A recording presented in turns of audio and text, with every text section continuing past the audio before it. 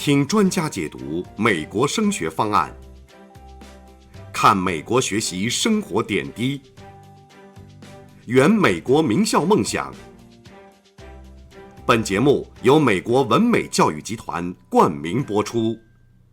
大家好，欢迎收看文美集团美国升学直通车。文美集团美国升学直通车是华人网和文美教育集团联合制作播出的北美首档大型的网络直播教育节目。在我们的节目当中，你将会了解到最新最权威的教育资讯，还有升学的建议。无论你是学生还是家长，有任何的美国升学教育问题，都可以给我们留言。还是来首先给大家介绍一下文美集团。美国文美集团，美国大学申请规划服务第一品牌，20年经验，万博士领衔常春藤顾问团队，中美双顾问模式服务一个学生，按照大学录取学校排名收费，与孩子形成利益共同体。华人老品牌，值得您的信赖。文美集团隆重推出 ACAP 大学专业及职业测评规划管理系统，华人升学机构首创，完美解决华人学生最大升学痛点。人工智能提前锁定大学专业方向，提前2到5年布局申请。有了专业测评系统，孩子的课程规划更清晰，活动更聚焦，文书更有故事感，大学申请更有竞争力。5到11年级学生都可以报名参加测评。文美集团1对1非营利组织成立运营领导力项目，让孩子从参与者变为领导者，真正成长、成人、成才进名校。5到11年级学生均可报名参加。文美集团社会影响力联合国网络义工课程，节省孩子时间，做名校认可的社会影响力，高大上义工。5到11年级学生均可报名参加。今天我们为大家邀请到了前宾大的招生官，同时呢也是文美集团规划部文科项目的主管 Miss Mayer 来和我们解读案例，从全拒到普林斯顿大学的录取，2份申请揭示的残酷真相。下面有请 Miss Mayer。 Hi. Welcome to our college counseling seminar. My name is Miss Meher, and today I'm going to talk about the myth of a perfect application. This is going to be very interesting. I'm going to make it sound like a case study for you all. So I'm going to first start with like an introduction and then talk about some myths, like it's all about numbers. You need to be very well-rounded. The Ivy League is the only goal. What schools look for, the real framework. I'll be covering all the myths, and then I'll also talk about how we can better support the students, and then towards the end I'll give a brief summary and add some closing remarks. So let me talk about a hypothetical student. Let's call her Maya. Maya had a 4.0 GPA. She took 11 AP classes. She scored a 1560 on the SAT. She was also the president of the school student council. She was the captain of the debate team. She was very active in her community as well and volunteered every Saturday at a local food bank. If you looked at her activities and her grades and standardized testing score, everything looked absolutely perfect on the paper. And the outcome, now let's talk about that, the fun part. What happened? What were the results? Unfortunately, she got rejected from every Ivy League school she applied to. So, something may have happened. And then I will tell you about another hypothetical student called James. James had a 3.7 GPA, solid but not jaw-dropping. He took 6 AP classes, had a 15, 20 SAT score, wasn't really a president of anything. But James had spent 3 years building a podcast about the economics of a small town in America. And he interviewed the mayors, farmers, factory workers. By his senior year, he had about 40,000 listeners, which was a huge milestone to achieve. And he was also featured in his school's newspaper. His essays were very interesting, which showed his genuine passion, clarity, excitement. Now, let's talk about the outcomes. James got into his dream school, which was Princeton University. Interesting, right? Like he didn't have the perfect GPA, perfect standardized scores, but he still ended up getting into a very elite school. So I do want to say here, the rules of elite admissions are not what most families think they are. Today, I want to bust 3 big myths I see families believing. Myths that cause a lot of stress, a lot of missed opportunities. And then I'm going to show you what elite admissions officers are actually looking for when they open up an application of a student. So whether your child is in 9th grade or just starting out, or in the 11th grade, a junior, or you're a senior watching this video is going to matter for you. So let's talk about myth 1. It's all about numbers. This is a big one. This is one myth that I hear from most parents at the start of the 9th grade. If your child gets a 4.0 SAT score above 1550, they're basically guaranteed admission at an elite school. I completely understand why families believe this. Schools publish their mid 50% stats. The numbers look clear. They feel objective. And if your child is in that range, you feel safe. And if they're below that, you feel panicked. And here's the reality. At Harvard University last year, the acceptance rate was under 3%. The majority of students who were rejected had perfect or near perfect GPAs and test scores. The majority, I must emphasize. That means the bar for academics is a threshold. It's not a differentiator.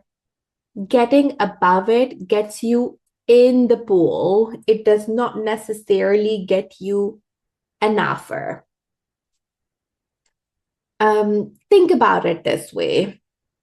Imagine you're hiring for a job at your company. You obviously require a college degree. Everyone who applies has one. But the degree does not make you stand out. It's the price of entry, a 4.0 GPA and a high SAT score are really the price of entry to the elite admissions pool. They are necessary, but nowhere near like sufficient. Getting those does not guarantee you an admission at an elite school. So what does this mean practically for us? It means we should stop optimizing obsessively for the last 10 points of the SAT or the last decimal on the GPA, especially if that is coming at the cost of everything else that we are going to be talking about today.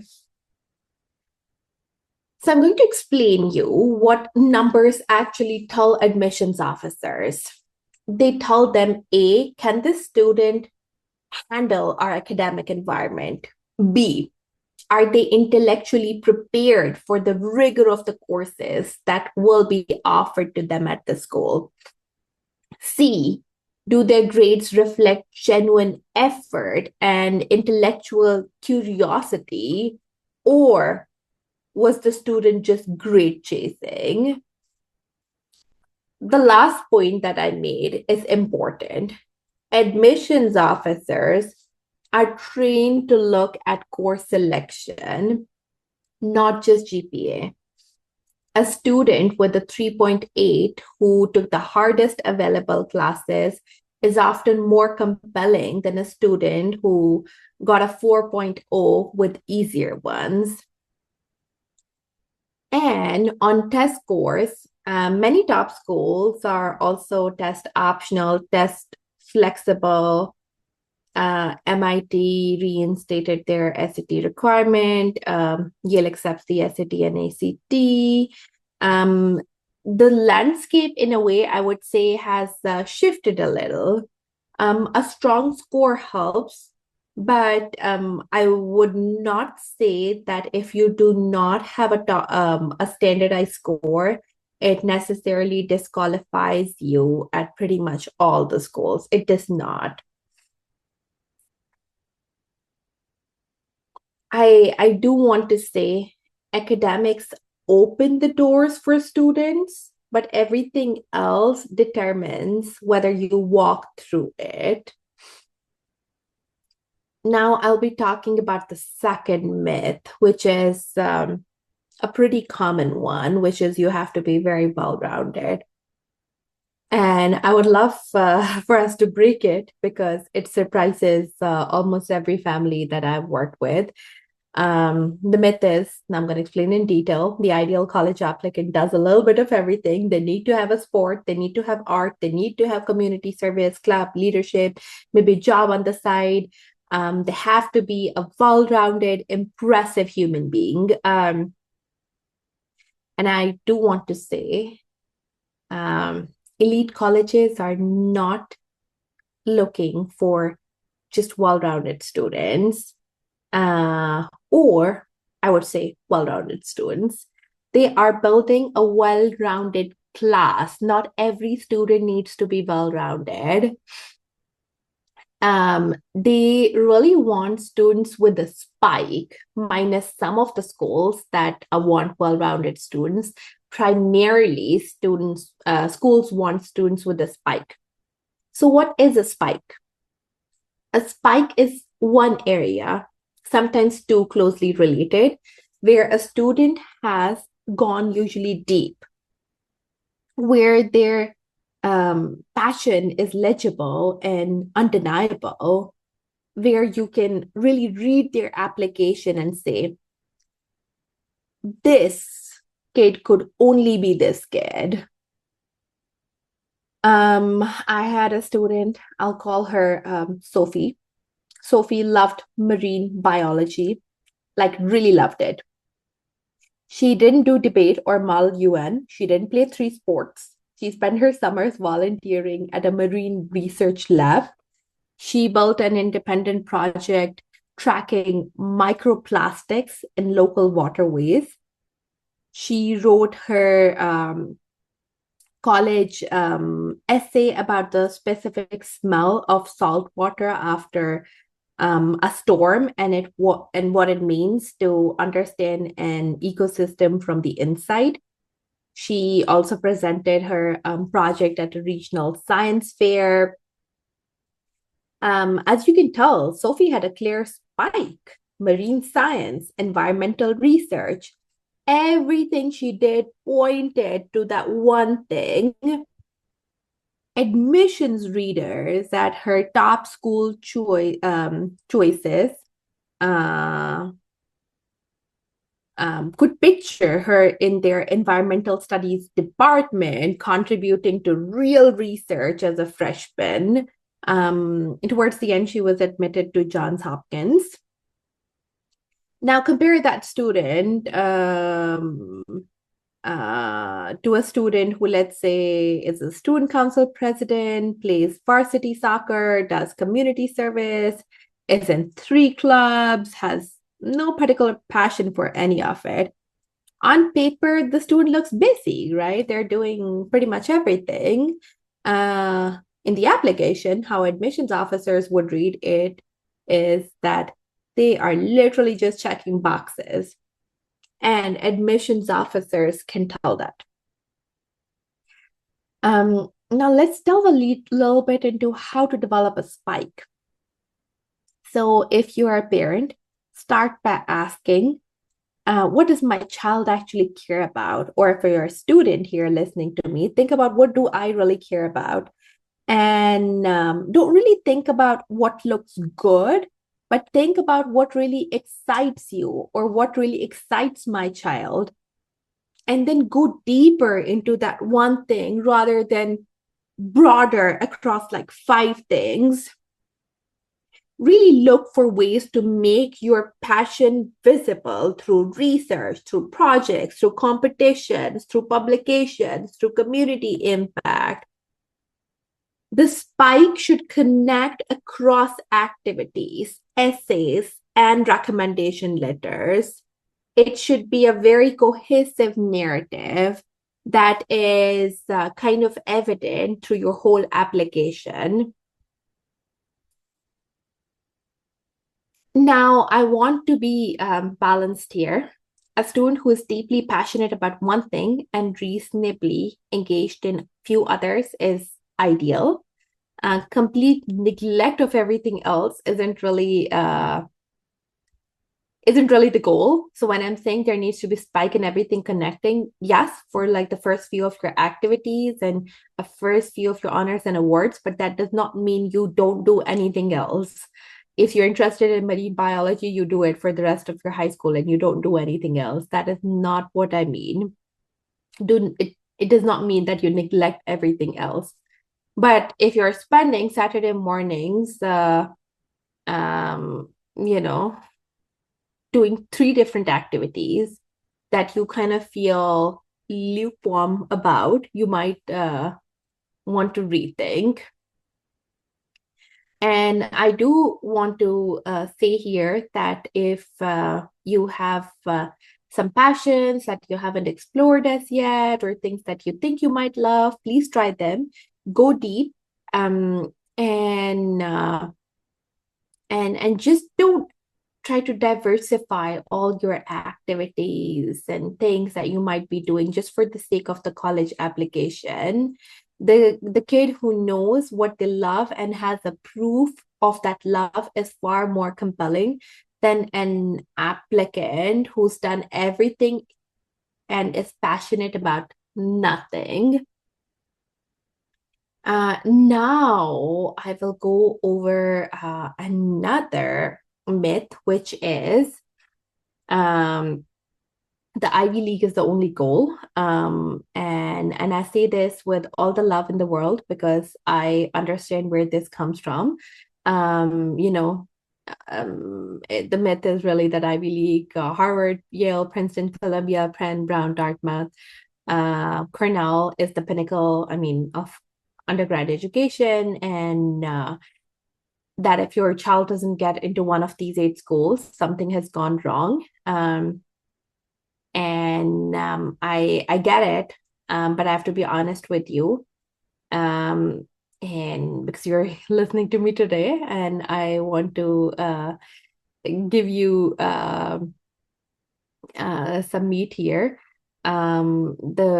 The brand name, of course, matters, but there are also some schools which are not Ivies but are equally or even better.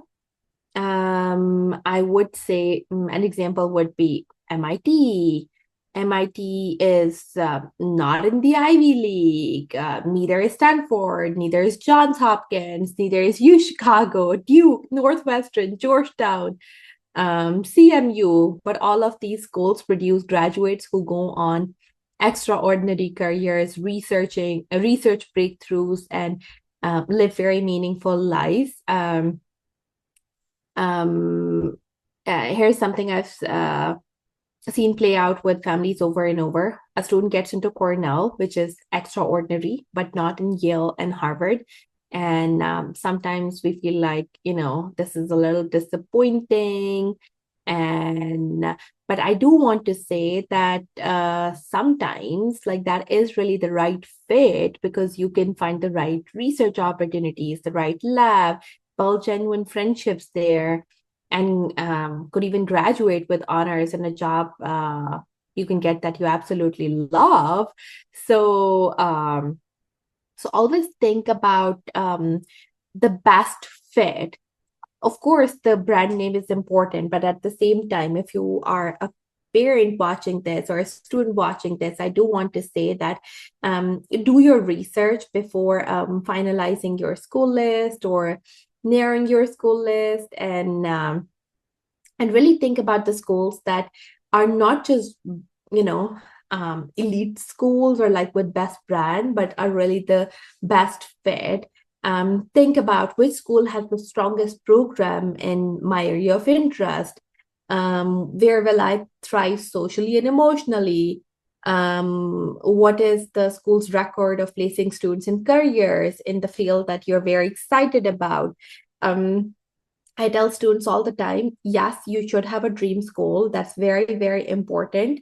But at the same time, that should be based off of your fit as well. And that's very important. And how you figure out your fit is through your research. And think about what schools are right for me and what schools are offering opportunities that I am genuinely excited about. Okay. Now I will talk a little bit about what elite schools are really looking for. And the first pillar really is academic excellence in context. So what that means is it's not all about your GPA, but how challenging a curriculum you took that matters more, and how you perform within the context of your school. A student at a school that offers 5 AP classes who takes all 5 is doing more than a student with in a school that offers 20 APs and he or she only ends up taking 8 AP courses. So the school context is really the key. That is very, very important. And why it really matters is because admissions officers read school profiles and adjust accordingly. They're not going to be comparing you with other schools where there might be more opportunities available, for example. The second thing that schools really look for is a legible passion with evidence. This is really the spike that we talked about, because it's not just enough to have a passion. You need to have evidence. So essays, activities, recommendations, and ideally some kind of external validation is important, like a competition, a publication, a project, community recognition, which shows this isn't a resume line, it's a real part of who you are. So evidence is really the key. The third pillar is character. So who you really are beyond your achievements. And this is where the recommendation letters become very, very critical. That is literally one part of your application where somebody else is talking about you and talking about how good you are, kind of giving a testimony. So admissions officers really want to know, who is this person when nobody's watching? Are they kind to the kids who struggle? Do they bring others along?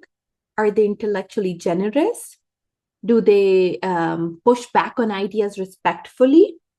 The human being behind the transcript matters enormously. And the best way they see it is through letters from teachers and counselors who actually know the student very well. Now, I will talk a little bit about the contribution to the campus community. Elite schools are really building a community. They want to know, what will this student add to our campus, to our classroom, to our dorms when the real conversations happen? And this is why demonstrated interest matters at some schools, why campus visit records are noted, and why activities that show community contribution and not just personal achievement resonate. So academics plus spike plus character plus community contribution is really the whole picture that the admissions officers are looking for.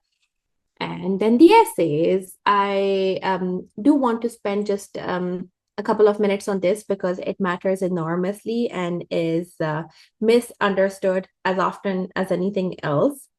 The college essay is not a resume in paragraph form.